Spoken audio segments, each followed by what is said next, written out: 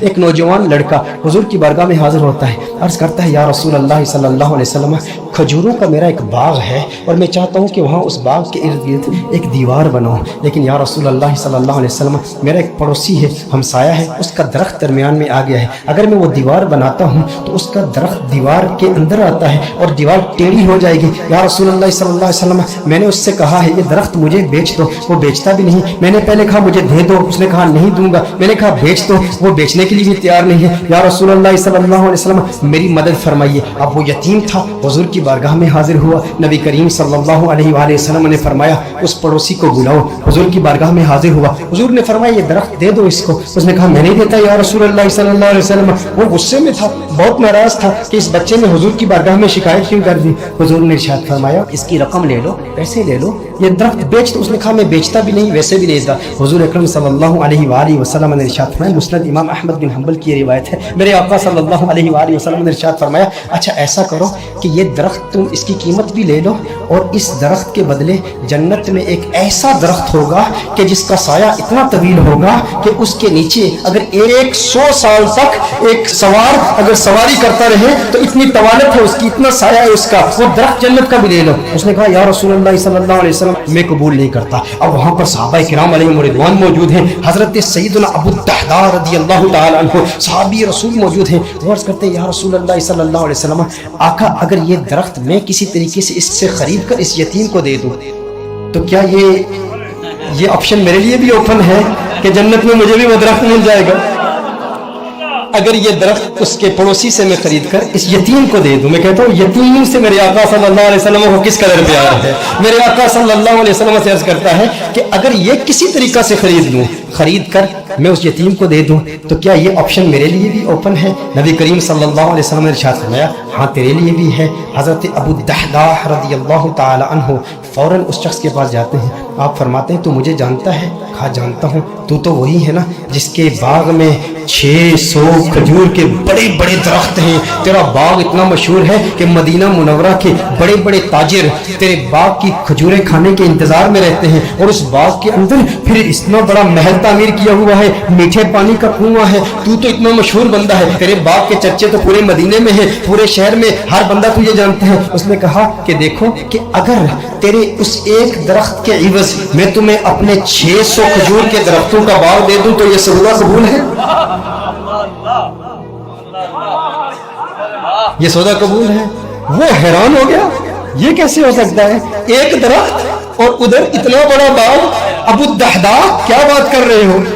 کیا واقعی یہ سودا کرنا چاہتے ہو؟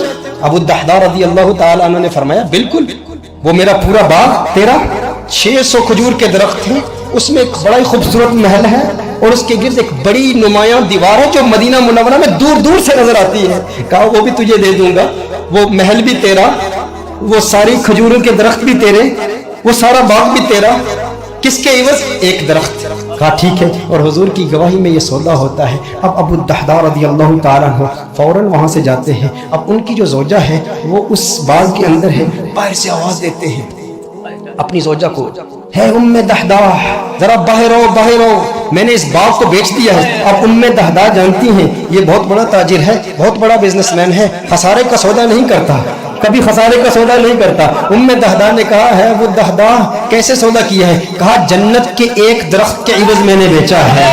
اب دیکھو میرے دوستوں، اب دیکھو ام دحداء وہ نیک بخت خاتون، وہ خوش قسمت خاتون، اس کی عظمتوں کو سلام۔ آج آپ سوچیں کہ اگر آپ کی بیوی ہوتی اور آپ اپنے گھر جاتے اور اپنی بیوی سے کہتے ارے سنتی ہو باہر آ جاؤ باہر آ جاؤ، گھر سے باہر نکلو، یہ گھر اللہ کی راہ میں دے دیا ہے، وہ کہتی ارے ابھی تو یہ نیا ٹی وی رکھا ہے، ابھی کچھ زیورات رکھے، زیورات تو نکالنے دو، ارے نادان انسان تو نے کیا کیا، گھر ہی اللہ کی راہ میں دے دیا۔ ابو الدحداء رضی اللہ تعالیٰ عنہ نے باہر سے آواز دی، کہا ایک جنت کے درخت کے عوض۔ ام دحداء نے یہ بات سنی، کہا تو نے بڑے منافع کا سودا کیا ہے، بہت منافع کا سودا کیا ہے۔ ام دحداء فوراً اپنے بچوں کو پکڑ کے اس گھر سے باہر نکلتی ہے، باغ سے باہر نکلتی ہے۔ اب ننھے بچوں کے ہاتھ میں کچھ کھجوریں بھی ہیں، کھجوریں ان کے ہاتھ سے نکال کے کہتی ہیں اب یہ کھجوریں ہماری نہیں ہیں، میں نہیں چاہتی کہ ایک کھجور اللہ کے راہ میں دیے گئے مال سے میں اپنے جیب میں رکھ لوں، تو لے لے، کہیں اس کی وجہ سے جنت کے درخت میں ہمیں خسارہ نہ ہو، کہیں جنت کے درخت سے محروم نہ ہو جائے۔ ساری کھجوریں لے کر باغ کے اندر رکھ جاتی ہے۔ کہا کہ اس کا ایک ننھا بیٹا تھا، اس کے منہ میں ایک کھجور تھی، मुंह से खजूर निकाल कर फौरन बाग में रख दी। कहा अब इस पर हमारा कोई हक नहीं है, ये अल्लाह का माल है, अब हमने अल्लाह की राह में दे दिया है। अब इस पर उलमा के दो कौल हैं। एक मारूफ कौल की रोशनी में अर्ज करता हूँ कि अबू दहदा रज़ी अल्लाह तआला अन्हु के इस बाग के अलावा उनके पास और कोई बाग भी नहीं था, उनके पास और कोई दौलत भी नहीं थी, उनके पास और कोई माल भी नहीं था। लेकिन अबू दहदा रज़ी अल्लाह तआला अन्हु हुजूर की बारगाह में फिर हाजिर होते हैं, अर्ज करते हैं या रसूल अल्लाह सल्लल्लाहु अलैहि वसल्लम, आका ये सौदा पक्का है ना, आका ये सौदा पक्का है ना। नबी करीम सल्लल्लाहु अलैहि वसल्लम खुश हो जाते हैं और हुजूर खुश होकर फरमाते हैं कम मिन इज़्किन रदाहिन लि अबी दहदा फिल जन्नह, कम मिन इज़्किन रदाहिन लि अबी दहदा फिल जन्नह, कम मिन इज़्किन रदाहिन लि अबी दहदा फिल जन्नह। रावी कहता है हुजूर बार बार पढ़ ले, मुसलसल पढ़ ले, मुसलसल ये जुमले कह रहे हैं अबू दहदा तेरे लिए जन्नत में कितने दरख्तों की, कितनी टहनियों पे कितनी खजूरें, माला माल है तू। बार बार हुजूर इरशाद फरमा रहे बार बार यही जुमले। और दो रिवायात इसमें, दो मुख्तलिफ रिवायात में मुख्तलिफ अल्फाज है। कम मिन इज़्किन रदाहिन लि अबी दहदा फिल जन्नह। हुजूर अकरम सल्लल्लाहु अलैहि वसल्लम ने एक दूसरी रिवायत में फरमाया एक दरख्त के इवज एक दरख्त का सौदा किया था, अब तो तूने 600 दरख्त दे दिए तो जन्नत में 600 दरख्त तो कम से कम तुझे मिलेंगे ना। मैं मोहम्मद अरबी सल्लल्लाहु अलैहि वसल्लम जन्नत में देख रहा हूँ कि खजूरों के कितने दरख्त अल्लाह जल्ल व अला ने तुझे दे दिए हैं। मेरे दोस्तों इतनी कुर्बानी दी, एक यतीम की खातिर दी, लेकिन उन लोगों की कुर्बानी का अंदाज भी देखे, उनकी कुर्बानी का अंदाज भी निराला है। आज कोई कुर्बानी दे ना और उसे जन्नत की जमानत मिल जाए, या कोई कहे, कोई शेख ही कह दे, कोई स्कॉलर ही कह दे, कोई ऑर्गेनाइजेशन का मेंबर ही कह दे, कोई तहरीक वाला ही कह दे इतना काम करे ना तो फिर तेरा काम कबूल हो जाएगा। वो कहते हैं मैंने तहरीक के लिए, मैंने दीन के लिए, मैंने इस मस्जिद की तामीर के लिए, मैंने कंजुल हुदा के लिए, मैंने दीनी ऑर्गेनाइजेशन के लिए, अपनी तहरीक के लिए इतना बड़ा काम किया, अब ये काम काफी है। लेकिन सहाबा किराम अलैहिम रिदवान का ये मिजाज नहीं था। अबू दहदा के लिए मेरे आका नारे लगा रहे हैं, बार बार फरमा रहे हैं अरे कितनी खजूर है, मैं देख रहा हूँ जन्नत में ये सारे तेरे हैं। बार बार इरशाद फरमा रहे हैं भाई जितने इतनी तसल्ली मिल जाए और लिसाने मुस्तफा से मिल जाए, आका की जुबान से मिल जाए, उसकी किस्मत किस उरूज पर होगी। लेकिन फिर ये वही अबू दहदा है, उसके बाद भी मेहनत करते रहे। ग़ज़वाए उहद में जब दुश्मनों ने हुजूर पर हमला किया, अबू दहदा अपने सीने पर उन तीरों को बर्दाश्त कर रहे हैं और मेरे आका के कदमों में शहीद हो जाते हैं। और ग़ज़वाए उहद के बाद मेरे आका ने तलाश किया, कहा मेरा अबू दहदा मुझे दिखाओ। अरे वो खजूरों वाला मेरे आका अबू दहदा को देखते हैं और देख के मुस्कुराते हैं और मुस्कुरा के फिर फरमाते हैं कम मिन इज़्किन रदाहिन लि अबी दहदा फिल जन्नह।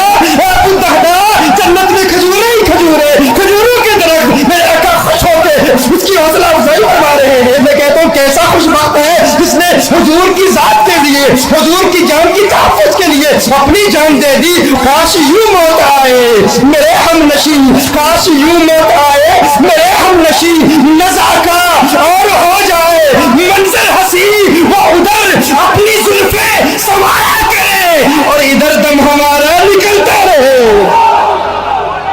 हुजूर की जुल्फों का असीर, हुजूर की जुल्फों को देखता हुआ इस दुनिया से चला गया। दिल में, जिगर में, आंख में बस तू ही तू रहे, इसके सिवा न दिल में कोई आरज़ू रहे। इस एहतिमाम में शाख में सजदे करूं अदा